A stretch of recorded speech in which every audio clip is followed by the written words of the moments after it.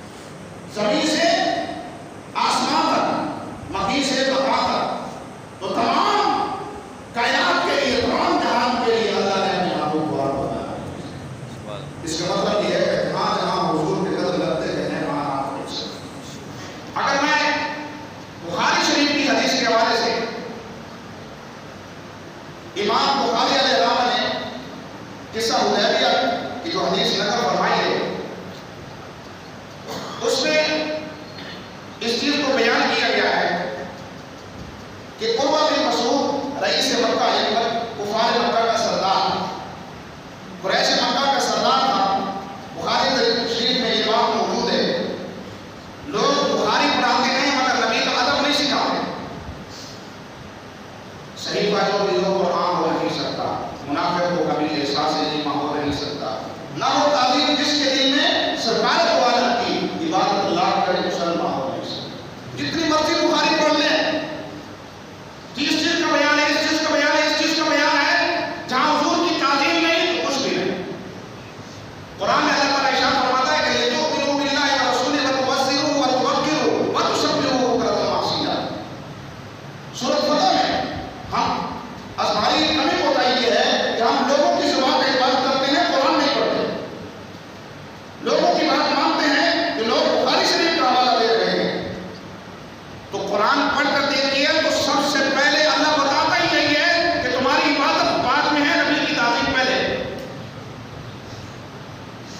اللہ قرآن میں ارشاد فرما رہا ہے لِتُؤْمِنُوا بِاللَّهِ وَرَسُولِهِ، اللہ اور اس کے رسول پر تم ایمان لاؤ، وَتُعَزِّرُوهُ وَتُوَقِّرُوهُ، ایمان لانے کے بعد جب اقرار باللسان اور تصدیق بالقلب ہو جائے، جب آپ مومن ہو جائیں، اب دل و جان سے سرکار کو نبی مان لیں، پھر تم پر فرض ہے کہ تم نبی کی تعظیم کرو، لِتُعَزِّرُوهُ وَتُوَقِّرُوهُ، پھر تعظیم و توقیر کرو۔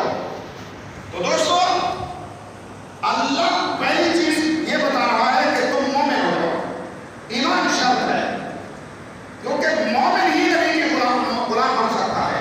منافق کو کبھی یہ غلامی کا شرط حاصل نہیں ہو سکتا، کافر کو نہیں ہو سکتا۔ غلامی کا عاشق کا جو شرط ہے تو یہ صرف مومن کو میسر ہے۔ تو ایمان لانے کے بعد تم پر دوسرا کام یہ فرض ہے کہ تم اللہ اور اس کے رسول کی تعظیم کرو۔ اللہ تیسری بات بھی فرماتا ہے وَتُسَبِّحُوهُ بُكْرَةً وَأَصِيلًا، پھر تم اللہ کی تسبیح و تعریف کرو، پھر صبح شام اللہ کی تسبیح و تعریف کرو۔ اس کا مطلب یہ ہے کہ پہلے ایمان اور ایمان لانے کے بعد نبی کی تعظیم و توقیر، پھر عبادت کام آئے گی۔ جب تک نبی کی تعظیم نہیں، ایمان بھی کسی کام کا نہیں، عبادت بھی کسی کام کی۔ عبادت نہ کرے مسلمان۔ اسی طرح علامہ اقبال نے فرمایا تھا کہ محمد کی غلامی دین حق کی شرط اول ہے، اگر اس میں کوئی غلامی تو سب کچھ نہ کرو۔ عروہ بن مسعود قریش مکہ کفار کا سردار ہے، بخاری شریف میں یہ بات لکھی ہوئی ہے، پڑھ سکتے ہیں، لوگوں کو بتا سکتے ہیں کہ یہ بھی بخاری شریف ہے، یہ بھی لوگوں کو بتاؤ۔ ربیع الاول شریف میں صرف لوگوں کو لباس سے منع نہ کرو، ربیع الاول میں کم از کم تعلیم و توقیر کو سکھا دو، نبی کی محبت کو اپنے بچوں کو سکھا دو۔ جب نبی کی محبت ہم اپنے بچوں کو نہیں سکھائیں گے تو ہمارے بچے نبی کی سیرت پر کیسے چلیں گے؟ صحابہ نے سب سے پہلے ادب جو ہے محبت کے کرینوں میں سب سے پہلا کرینہ ہے۔ صحابہ کرام نے سب سے پہلے جو چیز سیکھی ہے وہ نبی کا ادب ہے، اور اسی حدیث میں ادب بیان کیا۔ اور یہ وہ حدیث میں کہاں سے بیان کر رہا ہوں؟ بخاری شریف سے۔ تو بخاری شریف کا حوالہ یہ ہے کہ فلاں کہ بخاری سے دکھاؤ، بخاری سے، یہ حدیث بخاری سے۔ اب عروہ بن مسعود قریش مکہ کا سردار، کفار مکہ کا سردار یہ بتا رہا ہے کہ میں آج آپ کو ایک نئی چیز بتانے والا ہوں۔ اپنی قوم سے خطاب کرنے لگا، اپنی قوم کا امیر تھا، سردار تھا، اپنی قوم سے کہنے لگا اے میری قوم، میں کیسر و کسریٰ گیا، بڑے بڑے بادشاہوں کے دربار میں گیا، نجاشی کے دربار میں گیا، کسی کے دربار میں میں نے ایسی چیز نہیں دیکھی جہاں آج محمد عربی کے دربار میں موجود ہے۔ اگر بات اچھی لگی ہو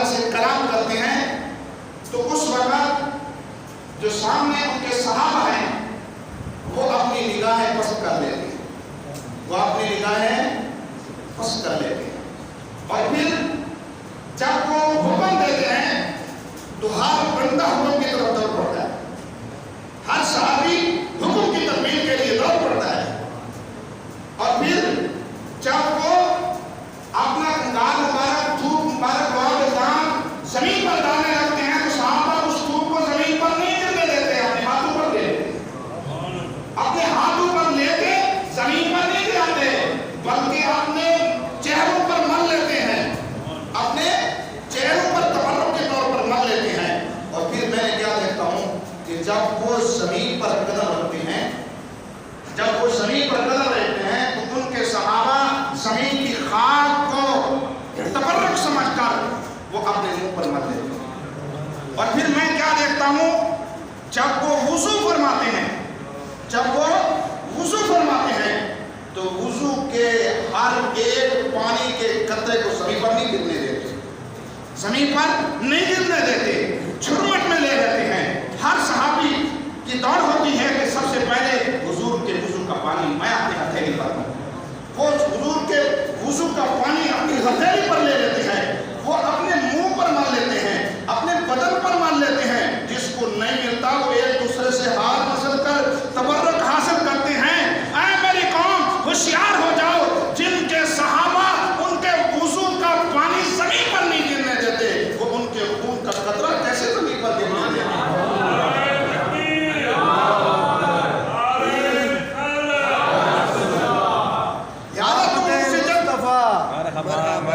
آمد مصطفیٰ سرکار کی آمد، حضور کی آمد، سرکار کی آمد، سونے کی آمد، جشن عید میلاد النبی۔ تو عزیزان محترم، یہ نبی کی شان ہے۔ اگر مسلمانوں نے آج حضور کی شان اس طرح بیان کی ہوتی جو رئیس مکہ بیان کر رہا ہے، اپنی قوم سے کہہ رہا ہے، تم ان کے صحابہ سے جنگ نہیں لڑ سکتے، وہ صحابہ جو پانی کے ایک قطرے پر اپنی خون کا قطرہ اپنے نبی پر فدا کرنے کے لیے تیار ہیں، تو تم کبھی بھی ان کو جنگ سے شکست نہیں دے سکتے۔ اگر یہ شانیں ہم نے بیان کی ہوتی تو کم از کم ہمارے آنے والی نسل ہے جن کو تم اگر سکھا دے تو کم از کم نبی کے نقش تو نہ ڈھونڈتے نا۔ نبی کا عاشق وہ ہوتا ہے جو اپنی زبان سے ہر وقت یہ کہتا رہتا ہے، نظر نظر میں ہے وہ جل بغل، وہ نور آنکھ کا نور ہے جو تیری نظر میں نہیں آ سکا، بلے تیری نظر کا قصور ہے۔ وہ تو ایسی شان بیان کرو جو حضرت حسان بن ثابت فرماتے ہیں، ما ان مدحت محمدا بمقالتی لیکن مدحت مقالتی بمحمدی۔ حضور مجھے شان و شوکت میری شعر و شریف میں جو سر ملا ہے، جو شیری ملی ہے، میرے کلام کو جو حسن ملا ہے، میں آپ کی تعریف جو کرتا ہوں یہ میرا کوئی کمال نہیں ہے، مجھے سب کچھ حضور آپ کے نام کے وسیلہ سے ملا ہے، اس لیے میں آپ کی شانیں لے رہا ہوں، اس لیے میں آپ کی تعریف کرتا ہوں۔ تو جب تک بکے نہ تھے تو کوئی پوچھتا نہیں تھا، آپ نے خرید کرا تو دوستو حضور کی شان کیا ہے کہ جو صحابہ اپنے زبان سے حضرت حسان بن ثابت فرما ہے۔ تو دوستو یہ حضور کی شان ہے۔ اگر ہم نے یہ شان بیان کی ہوتی تو آج ہمیں لوگ میلاد سے منع نہ کرتے، آج ہمیں یہ نہ کہتے کہ میلاد کیوں منع ہے۔ میلاد تو یہ ہے، حضرت جابر بن عبداللہ رضی اللہ تعالیٰ عنہ حدیث شریف ہے، آپ ارشاد فرماتے ہیں، یا رسول اللہ صلی اللہ علیہ وسلم آپ کو کب پیدا کیا گیا؟ کیا سوال کرتے ہیں؟ آپ کو کب پیدا کیا گیا؟ حضور علیہ السلام فرماتے ہیں، جابر کتنے خوش نصیب ہو، کتنے خوش نصیب ہو تم مجھ سے یہ سوال کر رہے ہو۔ تو دوستو کتنا خوش نصیب صحابی ہے جو صرف یہ سوال کر رہا ہے کہ حضور آپ کو کب پیدا کیا گیا۔ اگلی بات تو بڑی دور کی بات ہے، کتنے خوش نصیب تم مجھ سے یہ سوال کر رہے ہو۔ تو پھر تم سنو، اللہ نے تمام کائنات سے پہلے اللہ نے اول ما خلق اللہ نوری، سب سے پہلے اے جابر اللہ نے میرے نور کو اپنے نور سے پیدا فرمایا۔ تفاسیر میں مفسرین نے لکھا ہے، حضور علیہ السلام یہ بھی فرماتے ہیں اللہ نے اپنے نور سے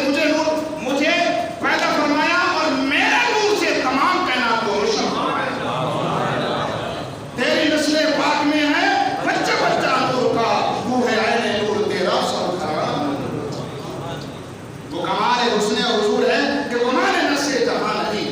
وہ کمال حسن حضور ہے کہ گمان نفس جہاں نہیں، کہ گمان نفس جہاں نہیں. وہ کمال حسن حضور ہے کہ گمان نفس جہاں نہیں. وہ سبحان جس میں سبحان نہ ہو، وہ بیان جس کا بیان نہیں. وہ سبحان جس میں سبحان نہ ہو، وہ بیان جس کا بیان نہیں. یہ اعلیٰ حضور کی شان بیان فرماتے ہیں. اعلیٰ فرماتے ہیں تیرے تو بس میرے تناہی سے ہے بڑی حیران میرے شاہ کیا کیا ہوں تجھے. خدا کی رضا چاہتے ہیں محمد، خدا چاہتا ہے رضا. دوستو نبی پاک علیہ السلام کی یہ شان قرآن میں بھی موجود ہیں. بلکہ ورفعنا لک ذکرک، اللہ نے دنیا کو میسج دے دیا کہ میں نے ہمیشہ کے لیے اپنے نبی کے ذکر کو بلند کر.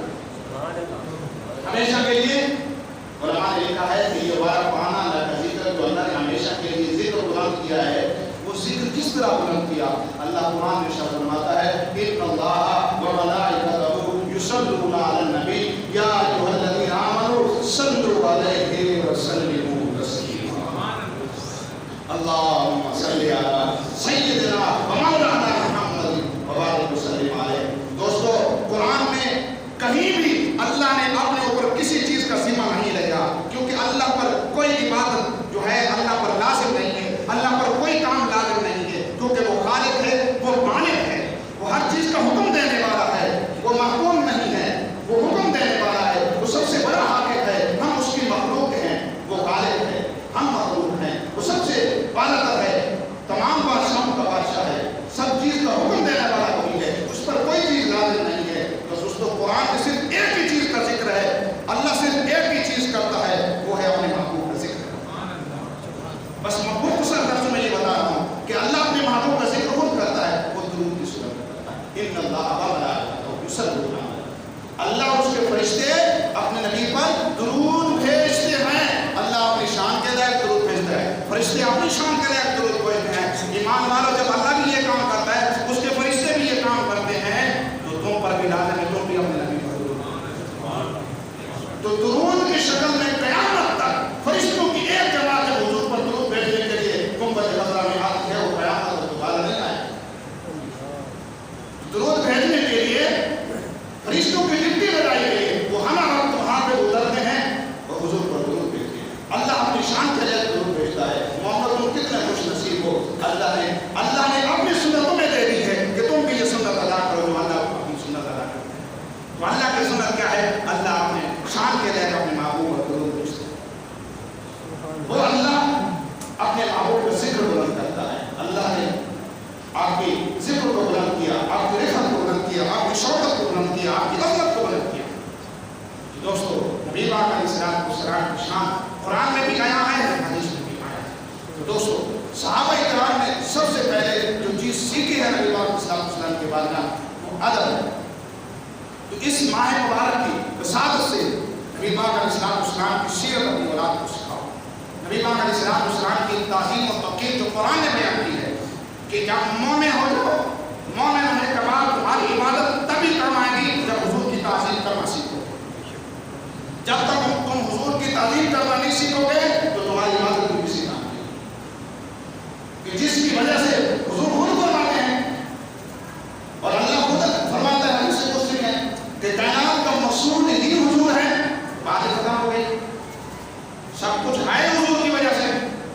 50 نمازیں جب آپ معراج پر تشریف لے گئے تھے تو 50 نمازیں آپ پڑھ سکتے تھے. تو 50 نمازوں کے بجائے 5 نمازیں آپ کو دی نہیں ہیں، باقی معاف کر دی گئی. کس وجہ سے؟ حضور کی وجہ سے. جتنی نرمی آپ پر کی گئی حضور کی وجہ سے. بروز قیامت میں شفاعت دی جائے گی حضور کی وجہ سے.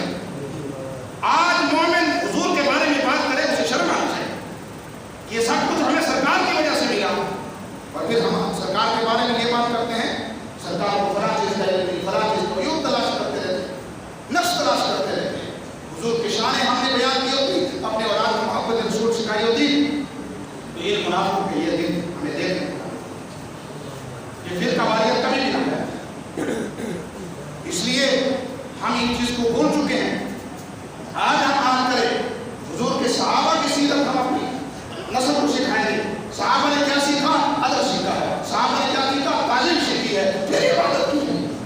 حضرت علی پاک رضی اللہ تعالیٰ عنہ نے سرکار کی تعظیم میں نماز بھی چھوڑ دی. نماز بھی عصر کی نماز میں قضا ہوئی وہ تعظیم نبی میں قضا ہوئی. 3 دن غار ثور میں صدیق رہتے ہیں تو وہ تعظیم نبی کی وجہ سے رہتے ہیں. کبھی ہم نے یہ چیزیں پڑھی ہیں؟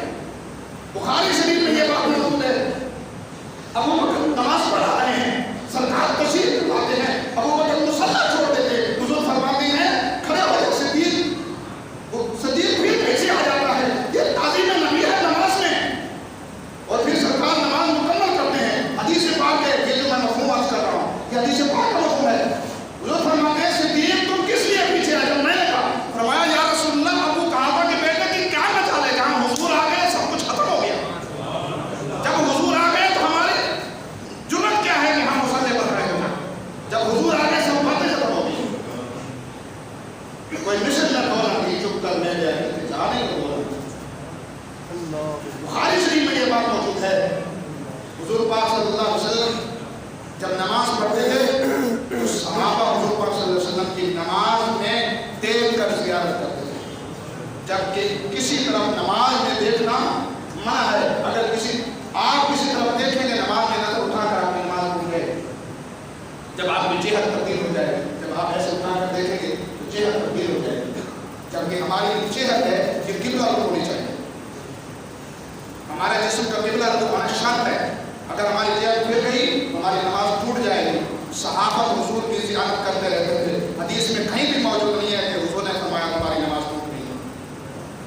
ہم ایسا کریں نماز ٹوٹ جائے, صحابہ ایسا کریں تو پوری نماز ہے اور ان کو ثواب بھی ملتا ہے, نماز کا بھی ثواب ملتا ہے, حضور کے چہرے کی زیارت کرنے کا بھی ثواب.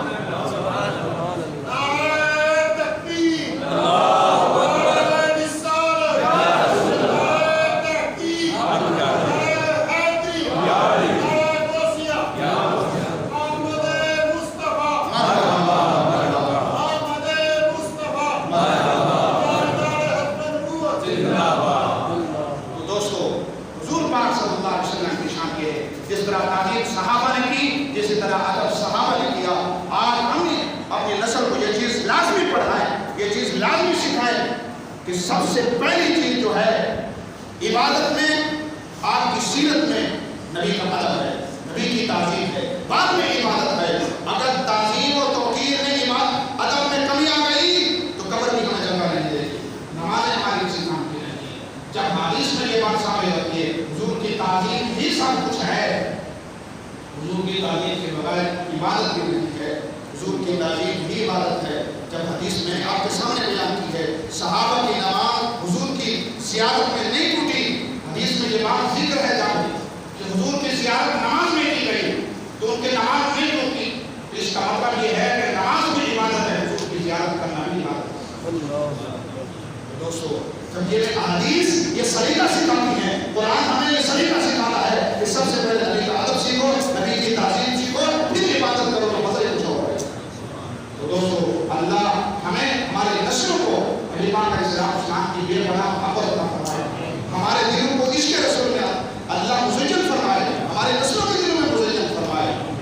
اللہ ہم سب کو نبی علیہ السلام کی محبت میں مبتلا فرمائے. تو اس طرح اللہ تعالیٰ ہم سب کو یہ نبی پاک علیہ السلام کی ولادت شریف کی خوشی ہے, اس طرح اللہ تعالیٰ